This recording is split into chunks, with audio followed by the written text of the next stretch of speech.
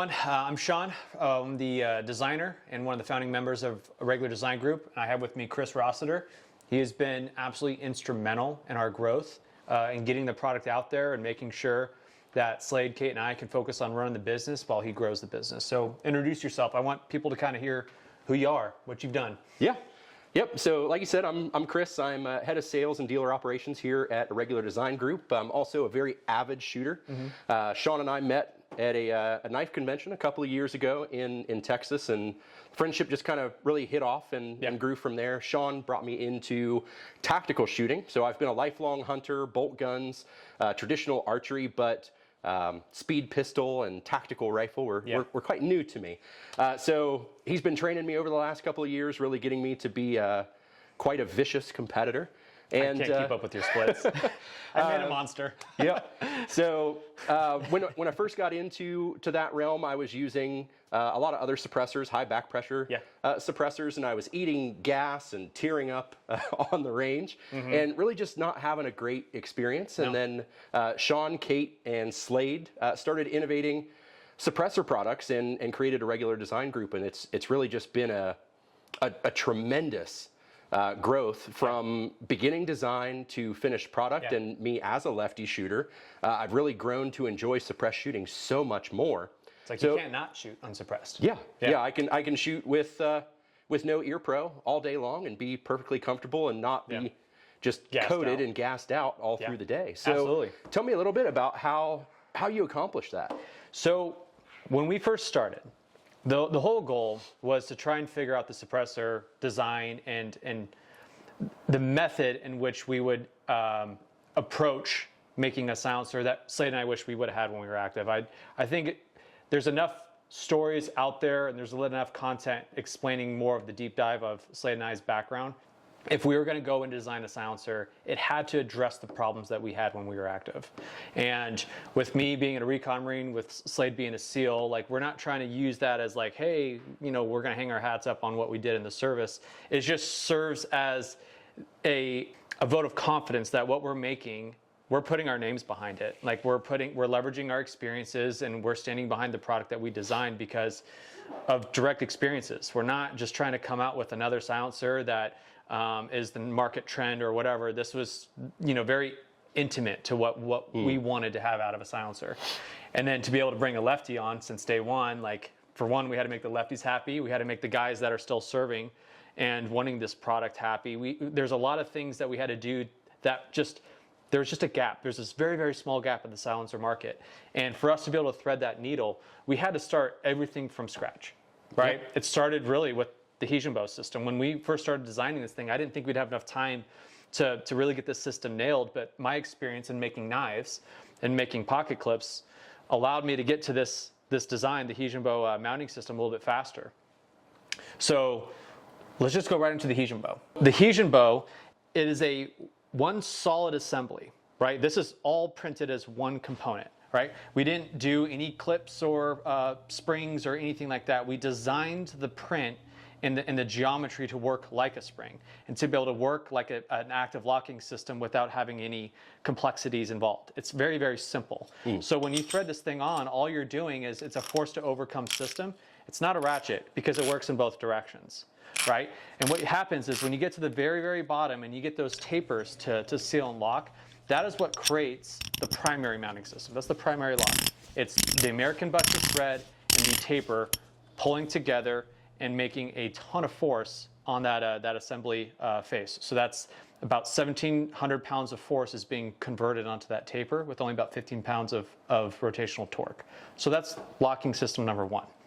Locking system number two is the pawls, right? And what these pawls are doing is they're just preventing that system from walking off. So for whatever reason, if you're shooting and then the taper is broken, let's just say you didn't tighten it down enough, or let's just say whatever, the tapers were dirty, even if this system's unlocked, it's not going to walk off. There's zero backlash, right? It doesn't matter where you stop. So also, because of it's being completely grabbed around the outside evenly, it's keeping it balanced as well. So for other systems, when the thread loosens and the taper isn't sealed, the can will droop.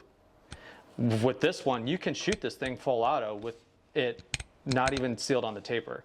I don't recommend it, but we've done it Yep. as a proof of concept. I mean, shoot, you've got on your gun somewhere around here, you've got, what?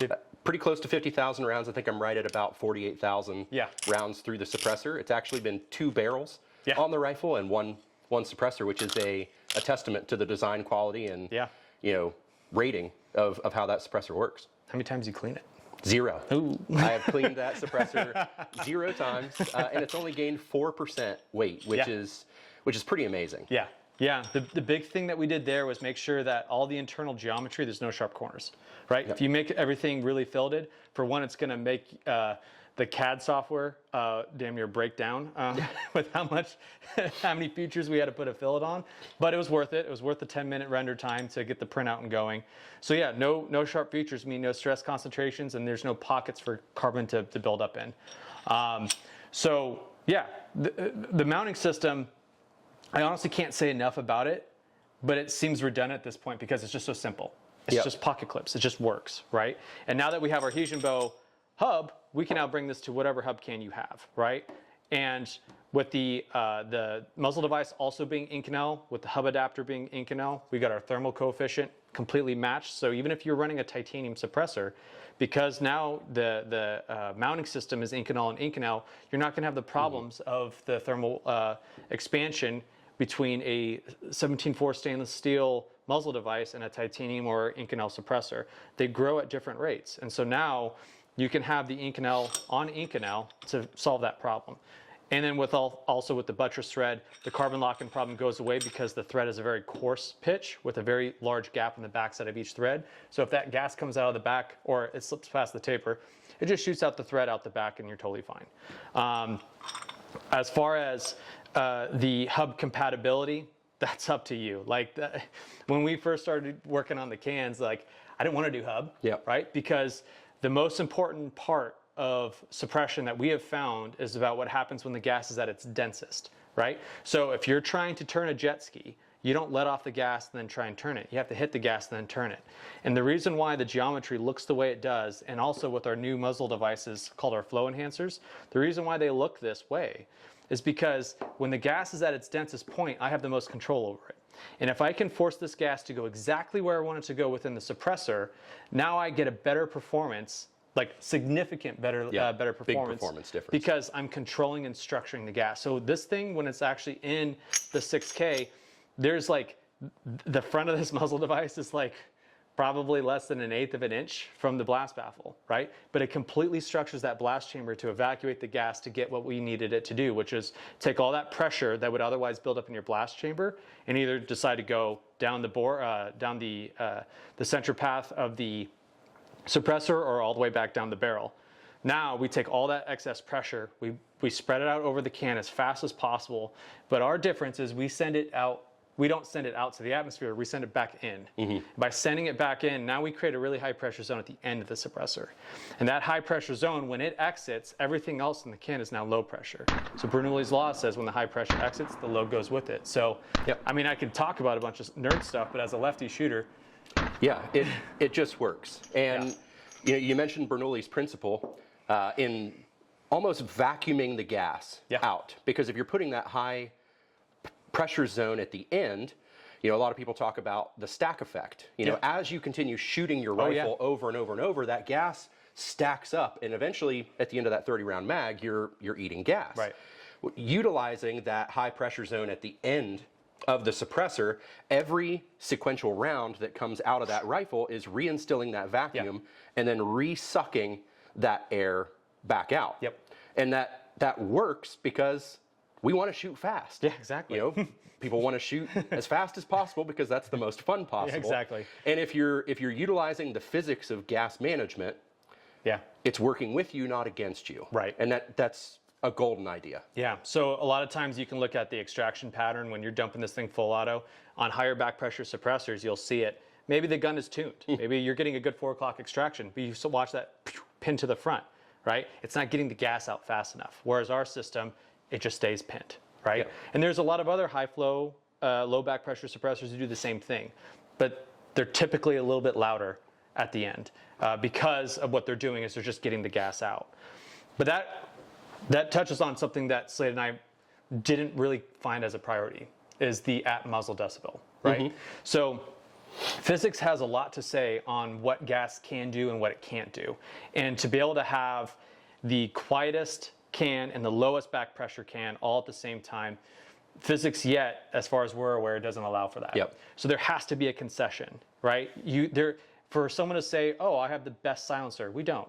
We have a silencer that works really good for the type of shooters that we are, right? If you want a really, really quiet, low signature can that has, zero flash and, is whisper quiet, this isn't the can for you.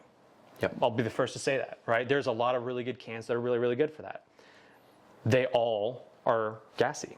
And that's the thing. That's okay. If you don't care about gas, then there's nothing wrong with that, right? That's completely fine. I care about gas. And so do you. As a lefty, you just can't shoot high back pressure silencers. Yeah, and that sentiment kind of harkens back, anybody that's been a general contractor or they've had a general contractor in their home, a sales technique that I used to use as a GC was the 3 sliders. Oh yeah. I can give you good, I can give you fast, or I can give you cheap.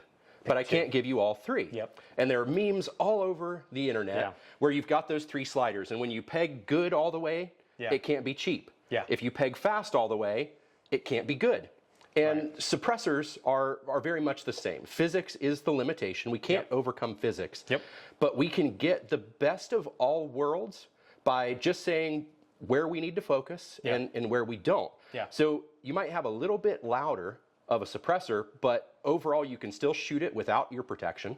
You can shoot it, I shoot a lot of times without eye protection, even as a lefty, and I'm not getting all the junk in my face because we're putting it all out the front, which makes the shooting experience enjoyable across the board. Yeah, absolutely. And for Slade and I's background, what we really prioritized was to have a shorter can to where we're not adding a bunch of length so we can actually operate this thing within only 3.6 inches past the muzzle device, which is, that's pretty short. Exactly. And now our new project, which is only adding 2.6 inches to the end, incredible. And somehow it sounds amazing.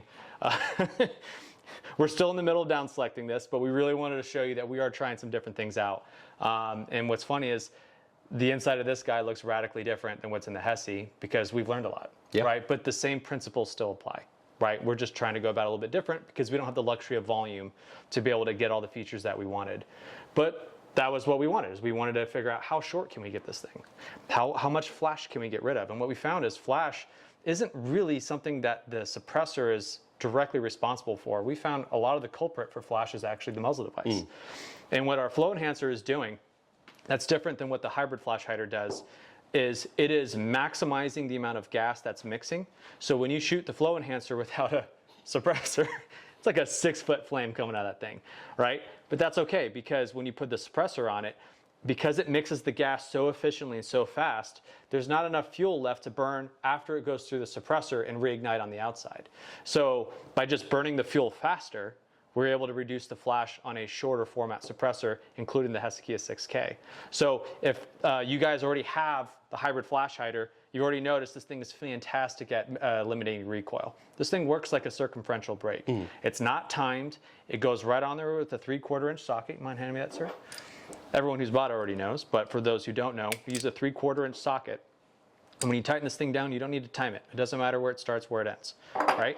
This guy works fantastic as a general purpose muzzle device that does decent on flash reduction. It does fantastic on mitigating recoil, but it doesn't work like those typical muzzle brakes that shoot all that gas just completely sideways and vibrates everyone's teeth.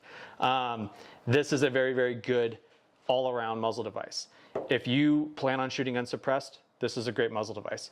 If you plan on only shooting suppressed, this is the option to go with. And also, we have our shorter version to be able to fit now within our smaller suppressors. So between these two, this is if you plan on only shooting suppressed, right? And as a company who makes suppressors, we should probably offer that, right? I want to maximize the shooting performance with the suppressor on. I don't want to make any concessions to be able to have this thing work good without, because what the design that works best for non-suppressed shooting is not the best design for suppressed shooting. Yep. And that's what we've learned, and that's one of the benefits of being able to have additive manufacturing technologies employed in the muzzle device is we can now just achieve things that just typically haven't been used or employed in suppressors. And now, with our Hesion Bow System and our muzzle devices, what we have found is running this combination on other people's suppressors, it makes it all better. Like it's pretty impressive on what controlling the gas at its highest density does for suppressors that use hybrid technologies. So being able to use an annular region.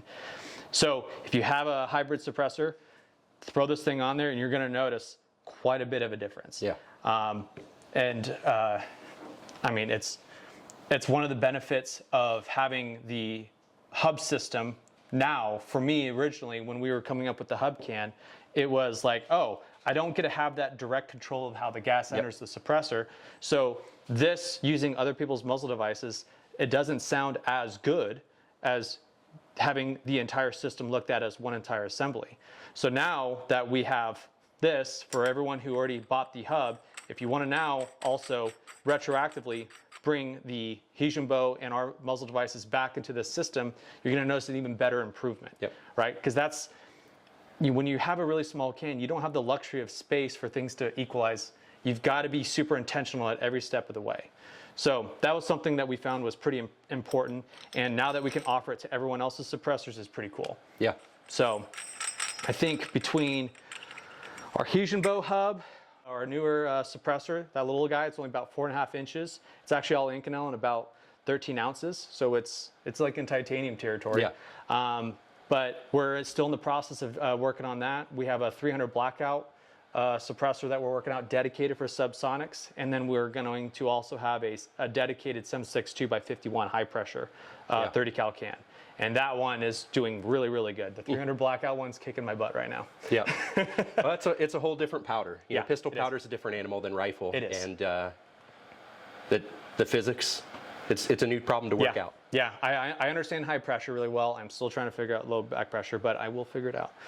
Oh, that's one thing that we haven't really showed is the alignment rod. Yeah. Yeah, so actually let me grab your can. Yep. So the alignment rods that we produce are small. You know, this is something that can fit in your range bag. It can fit in your pocket. It pretty well disappears. And that's a great way to have it because there are a lot of other people on the market that have alignment rods that are feet long. Oh, yeah. And how can you check concentricity if you've got a rod that's 3 feet long and it bends or droops or whatever? Yep. So explain a little bit about the alignment rod and how it functions. Yeah, so we've kind of created like a go, no-go gauge. This thing is designed specifically for our suppressors. So this, we know what our internal bore path is, diameter-wise, and so this is tolerance to that. This is either for 5.56 or 6 arc with what we currently have. And if you want to check your concentricity, all you do is you just drop it in. If it goes down to where you just see go, you're aligned. If it sits out here where you see no go, it's pretty obvious you're not aligned. And so this is something that allows you to just be able to throw it in your bag, put it wherever you like, as that quick peace of mind. So you take the can off, do your assembly, whatever, you put it back on. You want to make sure this thing's good before you go shoot. You take it, you drop it, it's aligned, cool, go shoot. It's that simple, right? And to be able to have this at the range, I think is important because most people with those longer rods, they're not going to transport it. So this is all 304 stainless steel. You're not going to bend it unless you really, really, really try. Yeah. But it just works. But to be clear, this is only for our 6K. This won't work in our 5.56 one, our dedicated 5.56, because the bore is different. So I just want to make sure everyone's aware. If you get this, it's going to be specifically for the 6K. We are working on another rod specifically for this. So that was our long ramble sesh of us just trying to explain a bit more of the why on how we did these things, what we have coming up next. If you would like to have more information, go check out our social media. On Instagram, we have Irregular Design Group on Instagram. We're going to be putting out a ton more content on there to be able to answer more questions. If you guys have anything else, hit up support at Irregular Design Group. That goes to Chris, myself, and Kate. We'll be able to answer more questions, but we try to be as transparent as possible. So if you do have those questions, you're going to get it from us. You're not going to get it from someone in India. Not that I don't think any suppressor company does, but I've recently had an experience with that. Yeah. So, but that's all I got. Chris, you got anything else? Nope, I think you've covered it all. So fantastic information, Sean. I really appreciate it. Absolutely. Thanks, everyone. Appreciate your support.